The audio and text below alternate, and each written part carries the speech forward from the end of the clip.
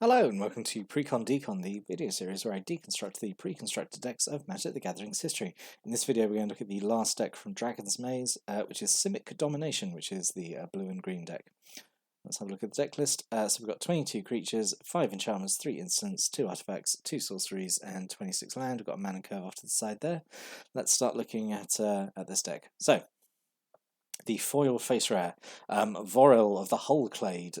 So 1 green and a blue for 1/4.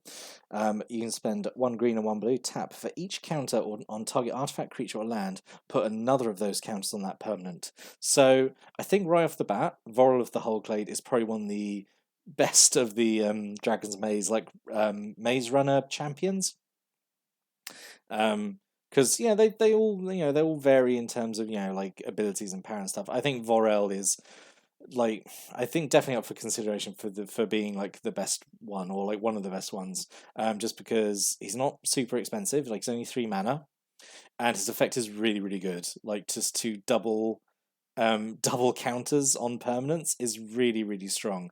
In this deck it's only +1/+1 counters, but like even so, like doubling +1/+1 counters on a creature you've got is really good. Especially only 2 mana to do it. Yeah, you can only do it essentially once a turn because he has to tap to do it, but it's a really good effect. And in a constructed environment, say I can see Vorel being really popular in Commander. I have no idea if he's popular in Commander, but I have to imagine he is, because doubling counters is incredibly strong as an ability usually. So yeah, really good start honestly to have this in here. So the other rare is Gaia Sage. So 1 and a green for a 1/2, has Evolve, which is the Simic keyword in Return to Ravnica. So Evolve is whenever a creature enters the battlefield under control, if it has greater power or toughness than the creature with Evolve, the evolving creature gets a +1/+1 counter. And get stronger, and all the evolved creatures usually have something to do with +1/+1 counters, which is really interesting. So Gaia Sage taps to give you 1 green mana for every +1/+1 counter on it, and because its power and toughness is so low, it's almost certainly going to evolve like 2, 3, maybe even 4 times throughout the game. So it's going to get stronger and provide you more mana. It's just really great. It's just really great card. Really like the Simic Evolve cards. I think they're really nicely designed. So we have 2 Battering Crassus, so 2 and a green for a 2/1 trample, has Evolve. So again, this is something that really is going to value getting +1/+1 counters on it. It's only it's got super low power and toughness, but that just means it's more likely to evolve. So yeah, I think it's just really solid little creature here.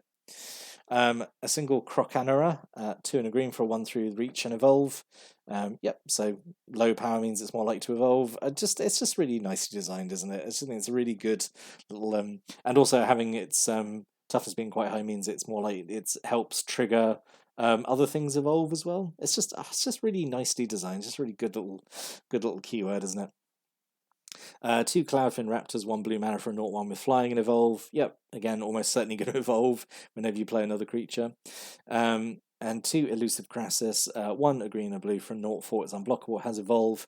Again, like the Crocanera, it's almost certainly going to evolve because it has 0 power, so anything you play with more than 1 power is going to make this evolve. But if you play this late, it's got 4 toughness, which can help other things evolve. It just all works out really nicely. It's a really nicely designed little keyword. So this is a repeat from the last Simic deck. So like even though it's still nicely put together, it still feels a little repetitive, but it's okay because we're repeating on a pretty good thing. So Crown Ceratok is 3 in the green for a 4/3 with trample. Each other creature with a +1/+1 counter on it has trample, which is good. And Sapphire Drake, 5 in a blue for a 4/4 flyer. Each creature you control with a +1/+1 counter has flying. Really strong just to turn all those things into flyers, give them all evasion. Really solid effect. So we have 2 Species Gorger, so 3 a green and a blue for a 6/6. At the beginning of your upkeep, return a creature control to owner's hand. So this is some really nice tech actually with the deck, because you can return. I don't think you've actually got many enter the battlefield effects, honestly, thinking about it. Well, I do actually, because everything with evolve is essentially an enter the battlefield effect, isn't it? So what you could actually do, just because this thing's a 6/6, you could honestly just keep returning this and keep playing it, and because it's 6/6, has a pretty high power and toughness, which means like all your other stuff can keep evolving if you wanted to do that. Yeah, I think this is a pretty fun inclusion in the deck, and just helps, I think, introduce new players, that kind of thing. We're like, oh, returning stuff to your own hand and replaying it can be pretty good. So yeah, pretty fun, I think. Single Archweaver, just 5 and 2 green for a 5/5 with reach and trample. Yeah, sure. Just a giant spider, sure. Two Opal Gatekeepers, Opal Lake Gatekeepers even, 3 and a blue for a 2/4. When it enters the battlefield, if you control 2 or more gates, you may draw a card. I'm so happy I can start talking about these gatekeepers after this video. So yeah, just bad. Just bad. I've said in every Dragon's Maze deck review, but you've only got 4 gates in the deck, so yeah, you have to jump through some real hoops. Just to draw a card, it's like just it's just not great. This could have been, I say, all these gatekeys would have been fine if their effects are just triggered off. If you had one gate, it would be fine. But yeah, they're just, or if they had like some sort of extra keyword, but no, they're all just like 2/4s, and then they have a very mild enter the battlefield effect, which is conditional, and then that's it. They just suck. At least in here, at least they've got their 4 toughness is fairly high, so it helps your other stuff evolve. So I guess in that respect, they're okay. But yeah, I hate these gatekeeper cards. They just take up space and they're not good. 2 Beetleform Mage, 1 a green and a blue for a 2/2. You pay 1 green and 1 blue to give it +2/+2 and flying till turn 10, which is, yeah, I think that's pretty okay. Become a 4/4 flyer, sure. That's okay. Not much to say about that. A single Murmuring Phantasm with this absolute nightmare art. So 1 in a blue, 0/5 defender. Normally, I would not be super wild on this type of creature, but in this deck, it obviously has the purpose of it has pretty high toughness, so it helps your things evolve, which is pretty good. And also, yeah, it's still just a chunky defender, and that artwork is just so generally unsettling. And then quite disappointing. 3 Centaur coursers. Like, we don't need this. We don't need this at this point. Yeah, I think when you hit like the 3rd set in a block, you don't need stuff from the core set to bulk out the numbers. Like, there were better choices in any of the Ravnica sets to have instead of this, I think. So yeah, really disappointing inclusion just to fill space, honestly. Single Hintervines, 2 and a green instant. You prevent all combat damage that will be dealt this turn by creatures with no +1/+1 counters on them, which basically means all your stuff is pretty much going to hit whatever's blocking or blocked by or not blocking. It's a one-sided fog, and those are always kind of fun. 2 Mutants Prey, 1 green mana instant. Target creature you control with a +1/+1 counter on it fights target creature an opponent controls. So yeah, if you jump through the very small hoop of getting a +1/+1 counter, this is instant speed Prey upon, which is fine, I think. And yeah, obviously the stuff with +1/+1 counters on it is potentially going to be quite beefy. So yeah, this is essentially a bit of removal, which is nice. 2 Bred for the Hunt. This is really nice. There's 2 of them actually. So one colorless, 1 green, 1 blue. Whenever a creature you control with a +1/+1 counter on it deals combat damage to a player, you may draw a card. So it turns everything that's got a +1/+1 counter on it into like a thieving magpie, which is really good. And the fact you get 2 of these out. So if you have both these Bred for the Hunts out, you're getting to draw 2 every time something the +1/+1 counter gets through. Yeah, this is really good. Really like this. Really like this 2 of them. Really solid inclusion. Then some less exciting cards here. So a single Phyto Burst, so 1 in a green, sorcery, target creature gets +5/+5 till end of turn. Yeah, it's not Titanic Growth, is it? I mean, yeah, it gives 1 extra power and toughness over Titanic Growth, but the strength of Titanic Growth can be instant speed.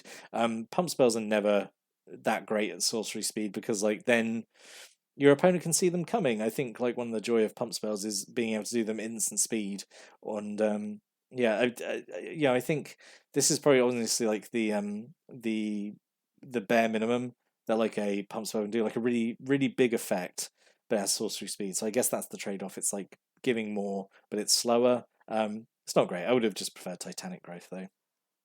That's an M13 reprint I could get behind in here. 2 Runner's Bane, 1 in the blue. Enchant creature with power 3 or less. When Runner's Bane enters the battlefield, tap enchanted creature. Enchanted creature doesn't untap during its control's untap step. So yeah, it's just this kind of blue tap down enchantment we see.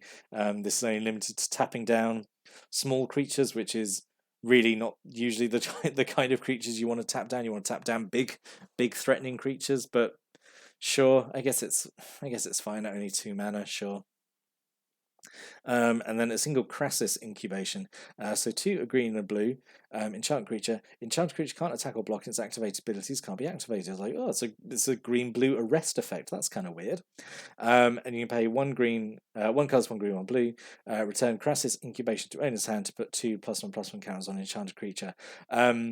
So I mean, if you had 7 mana to durdle around, you could do this on one of your creatures. And it's a very roundabout way of just giving them 2+1/+1 counters. I think the intended use is just to whack this on an opponent's creature and just kind of, and it's an arrest effect, and then you don't have to worry about them anymore. But at least you have the option, I suppose, if a bigger creature does come down, you could do this effect, make the creature, but then you're making the other creature bigger. I don't know. It's a weird card. But at least it has this kind of like flexibility, I suppose.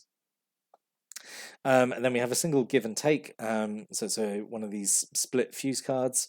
So give is 2 and a green at sorcery speed to put 3+1/+1 counters on target creature, which is fairly solid.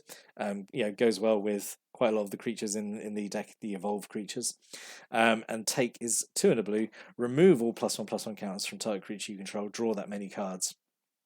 And has fuse, so if you can afford it, you can cast both halves of the deck, both halves of the card. So yeah, the take side could like really gain you a lot of cards, especially if if you've been evolving a creature a lot, and you've had Vorel maybe doubling their counters and stuff, and you do take and like potentially draw like 10 cards. Why not? Yeah, really, really good little spell, I think. Just nice that has obviously, because you can read this as just like 6 mana, draw 3 cards, which is fine, isn't it? And then 2 Simic Cluestones. Yep, we all know what Cluestones do. We're all bored of seeing them. Sure. And then 4 Guild Gates, 12 Islands, and 10 Forests. So what could have been. So overall, I do think the deck is like pretty solid. I do like Return to Ravaging Era Simic. I do think Evolve is like a really fun little keyword, and I'm slightly biased because I like blue-green anyway. Let's talk about maybe different options here though. Maybe instead of the Gaia Sage, Renegade Crassus. So there's 1 and 2 green for 3/2 has Evolve. Whenever it evolves, or you put a +1/+1 counter on each other creature that has a +1/+1 counter on it. So this is really nice. It's like double evolve essentially. So that could have been cool. It's like a +1/+1 counter lord, I suppose. Bioshift, I definitely would have liked at least 1 Bioshift in here because I think it's such an iconic like Simic card just to shift +1/+1 counters around between creatures. I think that's super good. Definitely would have liked to have that in here, even just 1 of them. I think it's just such a fun trick at 1 mana instant speed just to shift +1/+1 counters around. I think it's super good. And then I thought, why not Nimbus Swimmer? This is a big X cost creature. Comes in with X +1/+1 counters on it. Sure. Yeah, yeah. It's just a big late game threat, I suppose. Sure, it can be a big flyer. I thought, why not? Sure. It doesn't have any particular synergies with anything. It's just it's just fine. Just a big creature. So in summary, yeah, I like this one. It is still very similar to obviously the Simic deck we just looked at in Gatecrash, but it's fine. It obviously it still feels very repetitive. It is still you doing basically the same thing, which is evolving creatures and getting +1/+1 counters and messing around +1/+1 counters. But again, like the Gruul deck we just looked at, Gruul Siege, like it's doing it fine. Like I know it's treading the same ground, but like that's fine. It's doing a good job. I think it's put together okay. There are quite a few duff cards in here, I think. But overall, I think the core strategy is fine. And I think Vorel is like such a good creature to have in here as a rare. That's really good. So yeah, I'd like to hear what other people think about this deck or any of the cards in it. If you have any thoughts or stories or comments or opinions about this one, please stick a comment below. I'd love to read those. But now we're done with Dragon's Maze. Thank God, I don't have to talk about Dragon's Maze anymore because. Man, I really didn't think it at the time, but like after doing these videos, like Dragon's Maze really was the saviors of Kamigawa of its day. It was just real third set syndrome here. But yeah, we don't have to talk about that anymore. So now we're done with Return to Ravnica block. So that means we're gonna next video we're gonna move on, look at M14, which is obviously only 5 videos because it's a core set, and then we're gonna move on to Theros block, and that'll take us to the end of this season. So yeah, that'll be exciting to make a start on Theros, but so do M14 first, which is it's not M13, it's not M12, it's a fairly average core set if we're honest, but it's still going to be fun looking at those decks and talking about them. I do have fun talking about all these decks, honestly. Even if they don't impress me, it is fun to make these videos and talk about them. But I will see you next time when we start looking at M14. So until then, thanks for watching and listening, and have a great day.